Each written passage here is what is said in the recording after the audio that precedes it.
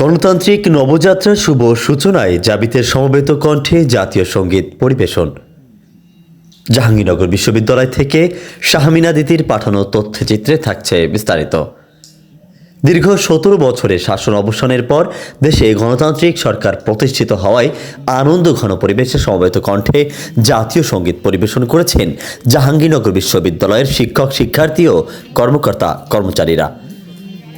আজ মঙ্গলবার ১৭ ফেব্রুয়ারি সকাল 11:30টায় বিশ্ববিদ্যালয়ের শহীদ মিনার পাদদেশে এ কর্মসূচি অনুষ্ঠিত হয়।